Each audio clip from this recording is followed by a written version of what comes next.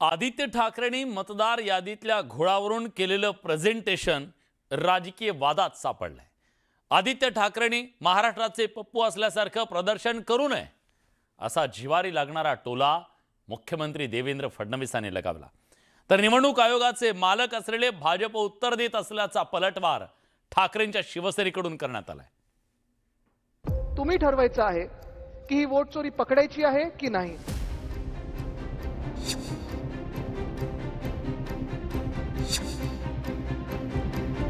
आदित्य ठाकरेंनी मी महाराष्ट्राचा पप्पू आहे असं प्रदर्शन हे करू नये। याच्यात कुठला आलाय पप्पूपणा? आता ही मिरची भारतीय जनता पक्षाला का लागावी? माजी मंत्री आणि ठाकरेंच्या शिवसेनेचे आमदार आदित्य ठाकरेंनी राहुल गांधींच्या स्टाईलमध्ये सोमवारी मुंबईत निवडणूक आयोगावर हल्लाबोल केला। घर क्रमांक ठीक आहे, पण बाकीचं काय तिथे दिले नाहीये। लोकसभा विधानसभा निवडणुकीत वरळी मतदारसंघात तब्बल 19,333 मतांची गडबड झाल्याचा दावा आदित्य ठाकरेंनी केला। त्या दाव्यावरून राजकीय घमासान सुरू झालंय।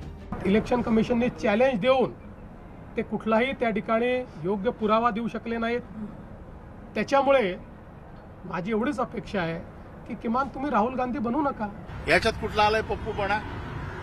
आता ही मिरची भारतीय जनता पक्षाला का लागावी? याचं उत्तर निवडणूक आयोगाने समोरून येऊन द्यायला पाहिजे।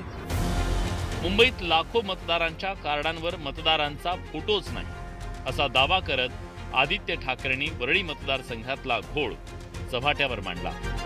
वरळीत 502 मतदार असे आहेत ज्यांची नावं जवळपास सारखी आहेत। गिरीश गजानन म्हात्रे मतदाराच्या वडिलांचं नाव भांजी पटेल आहे। गौरी गगन गुप्ता, तेजश्री हडकर या महिला मतदारांना पुरुष दाखवण्यात आले। 643 मतदारांचे लिंग चुकीचे दाखवल्याचे पुरावे आदित्य ठाकरेंनी सादर केले।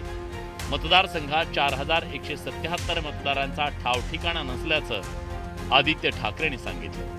67 मतदार असे आहेत ज्यांच्या घराचा पत्ता फक्त झो असा लिहिलाय, तर एकाच खोलीत 38 मतदार दाखवण्यात आले। हा व्हिडिओ प्ले करतो, बघा व्हिडिओ बघा। लाईट बिल आहे बघा ते पहिले तर हां ठीक आहे। व्हिडिओ पाहिला सगळ्यांनी? किती लोक राहू शकतात त्याच्यात? 2 4 कोंबून 5 38 लोक दाखवलेत या घरामध्ये, आणि त्या 38 मधून एक सुद्धा कोणी व्यक्ती तिथे राहत नाही। आम्ही जाऊन व्हिडिओ काढला, जाऊन पाहून आलो, एक सुद्धा त्या आडनावाचा व्यक्ती कोण तिथे राहत नाही।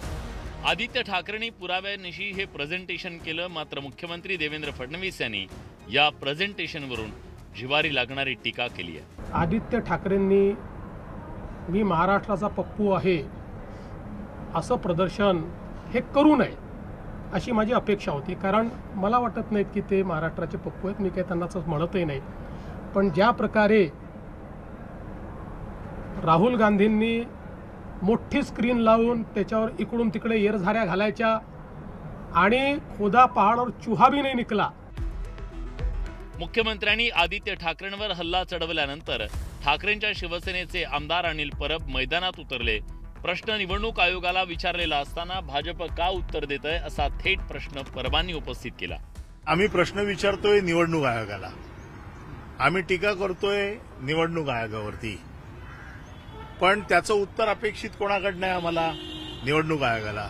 उत्तर देतंय कोण? निवडणूक आयोगाचे मालक म्हणजे भाजपा। आम्ही प्रश्न भाजपला विचारतच नाहीये ना।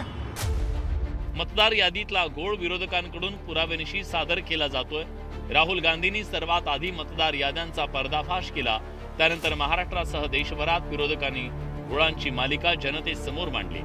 आता निवडणूक आयोग या घोळावर काय उत्तर देतं याकडे राज्याचं लक्ष लागलंय। संतोष गोरे, न्यूज 18 लोकमत, मुंबई।